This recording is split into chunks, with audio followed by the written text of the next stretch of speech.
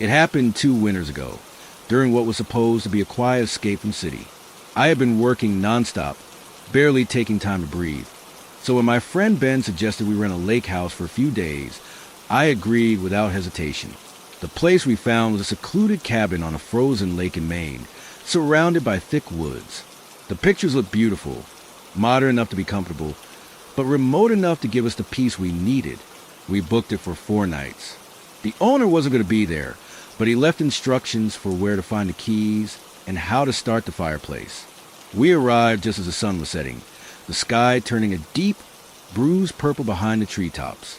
The moment we stepped out of the car, the cold hit us like a wall. The air was crisp, dry, and eerily still. Snow had already piled up on the wooden porch, untouched.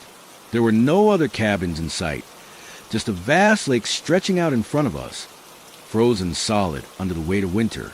Then I noticed it, a small package sitting on the doorstep. There was no return address, just a small note taped to the top that read, "You're not alone here."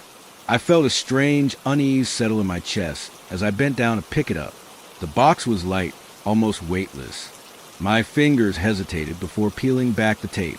Inside, wrapped in crumpled brown paper, was a single dusty lantern. No matches, no instructions, just a lantern.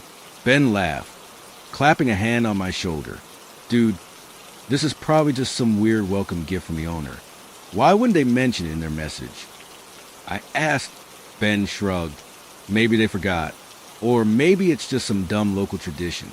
Welcome to the haunted woods. Here's a lantern to guide your soul. He wiggled his fingers theatrically, grinning. I didn't laugh.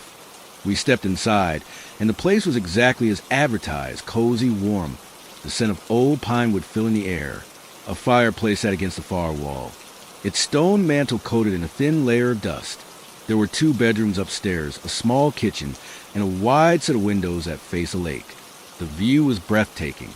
It should have been peaceful, but something felt off. That night, after unpacking, we sat by the fire, drinking whiskey and listening to the wind whistle through the trees. The snow outside had started falling heavier, but it was gentle, slow. I remember staring out the window, watching the flakes swirl in the air, and feeling, just for a second, that something was watching me back. The first strange thing happened on the second night. I woke up suddenly. At first, I wasn't sure why. Then I heard it, a slow, deliberate tapping against the window. Not the sound of branches scraping, but something rhythmic, intentional. My breath caught in my throat as I turned toward the sound. Ben was still asleep in the next room. The tapping continued, steady and slow. I sat up, my heart hammering. The window beside my bed faced a lake, and the fog outside had thickened into a dense white curtain, swallowing everything beyond a few feet. And then, through the fog, I saw it, a figure, standing motionless on the ice. I froze, my mind scrambling to make sense of it. It was too far to make out details, but it wasn't moving, just standing there, watching. I wanted to wake Ben, but something told me to stay still. I watched the figure for what felt like hours, but it never moved. Eventually, exhaustion won, and I drifted into an uneasy sleep. The 3rd day was strange. The fog hadn't lifted. It was worse now, thick and suffocating. Even standing on the porch, I couldn't see more than a few yards ahead. That's when we heard it, a voice, distant but clear. "Help me." Ben and I looked at each other. The voice was coming from the lake. "Someone's out there," Ben muttered. The voice called again, weaker this time. "We should call the police," I said, already reaching for my phone. No signal. Ben grabbed the lantern from the kitchen, flicking it on. "Let's just take a quick look. Maybe someone's lost in the fog." I didn't like it.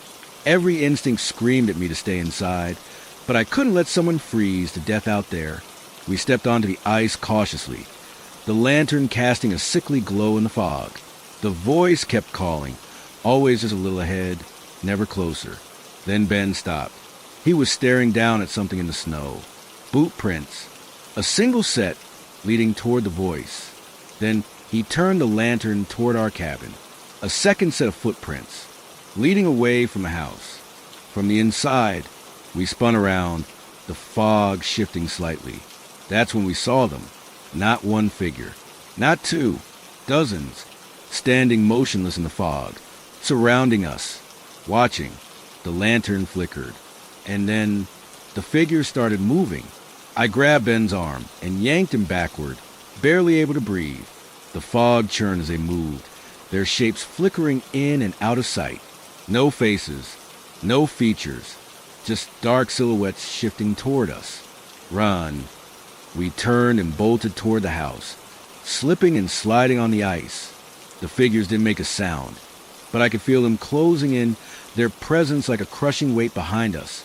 Ben reached the porch first, fumbling for the door handle. I was right behind him, the icy air burning my lungs.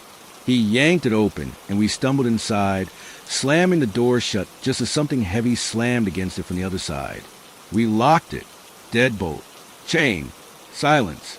The only sound was our ragged breathing and the howling wind outside.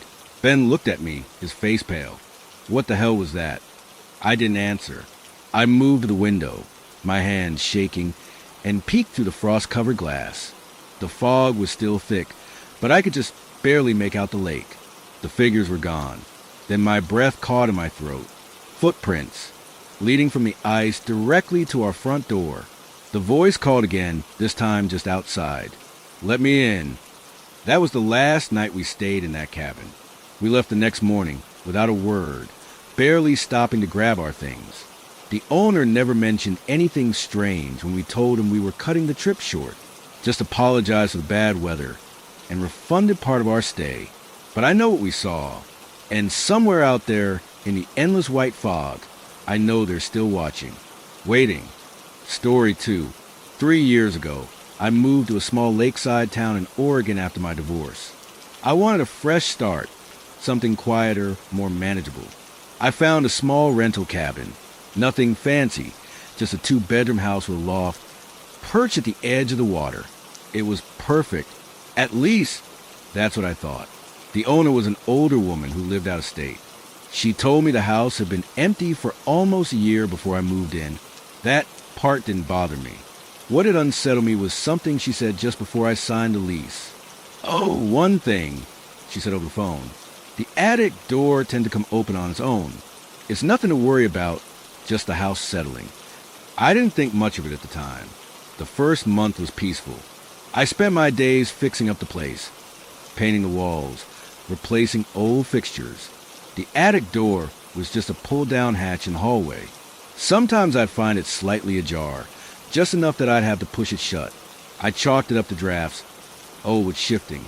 Then in the second month, I started hearing noises.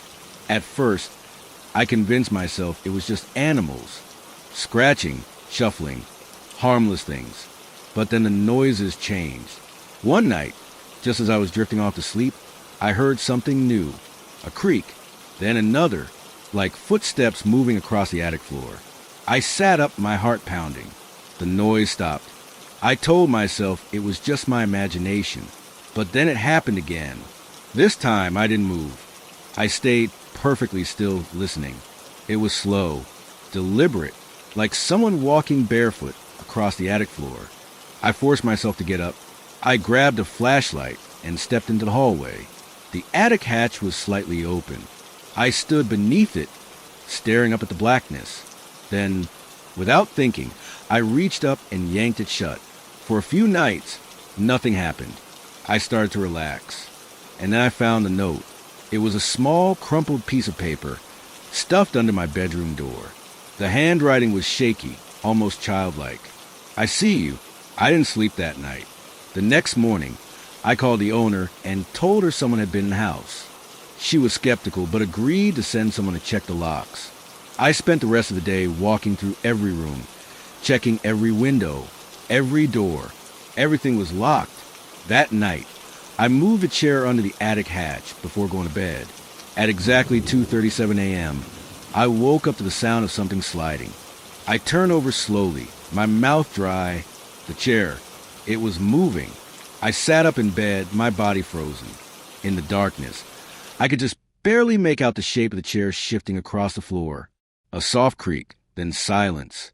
Then the attic hatch swung open. I scrambled for my phone, turning on the flashlight. The beam cut through the darkness, illuminating the open hatch. A rope dangled from the ceiling, and then I saw them.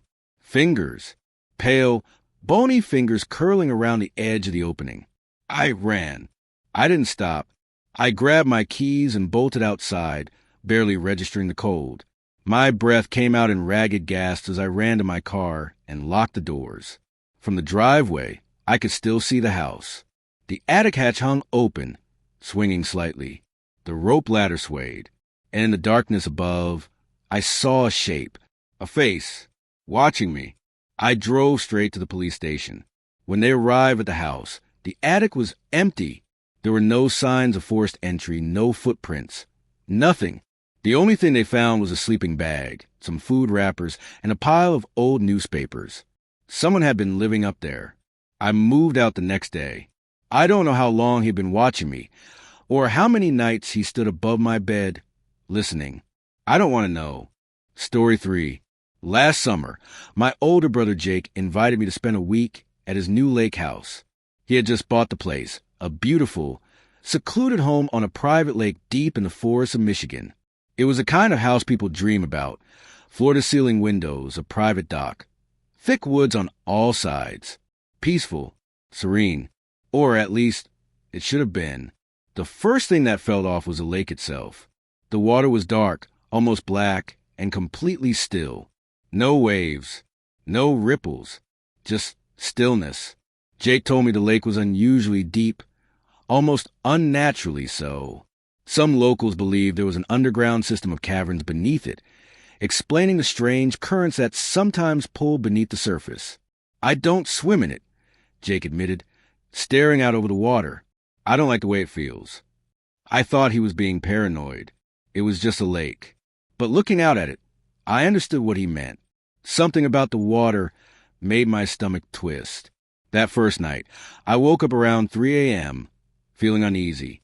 The house was completely silent. No wind. No rustling trees. Just nothing. Then I heard it. A soft splash. I sat up, rubbing my eyes. The room was dim, bathed in the pale glow of the moonlight streaming through the window. For a moment, I thought maybe I had imagined it. But then, another splash. Slowly, I stood up and walked toward the window. The lake stretched out in front of me, dark and endless under the night sky. And then I saw it, a figure standing knee-deep in the water. It was too far to make out details, but something about the way it stood, perfectly still, shoulders stiff, had slightly tilted, sent a chill through me. I turned away for a second, my mind racing. Should I wake Jake? Should I call the police? When I looked back, the figure was gone. The next morning, I told Jake what I'd seen. He frowned but didn't seem surprised. You're not the first one to see something weird out there, he admitted. I stared at him. What do you mean? The last owners told me about it before I bought the place. They said they'd see something standing in the lake at night. When they'd go out to check, it would be gone. I figured they were just trying to scare me. He laughed, but was forced, nervous. I could tell he believed them now. That night, we sat on the porch, watching the lake. The water was still. No wind. No movement. And then, just past midnight, Jake whispered, "Look." I followed his gaze. Something was moving just beneath the surface. Not swimming. Not floating. Walking. I could see its silhouette. A human shape shifting under the water. Its head just barely breaking the surface. It moved with an eerie, unnatural slowness, like it was watching us. My stomach clenched as it stepped forward, rising from the water. I felt my breath catch in my throat. It was me. Or at least it looked like me. Same height, same build, same face. But the eyes were wrong. Too dark, too deep. And then it smiled. That was enough.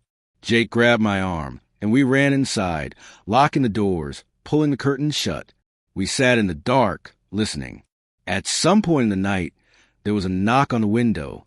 Soft, rhythmic, 3 knocks. I didn't look. Jake didn't either. We sat there, barely breathing, waiting for the sound to stop. Eventually it did. By morning, the lake was still again. No footprints. No signs that anything had ever been there. We left that afternoon. Jake put the house up for sale a week later.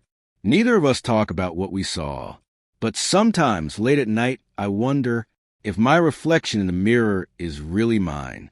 Read details.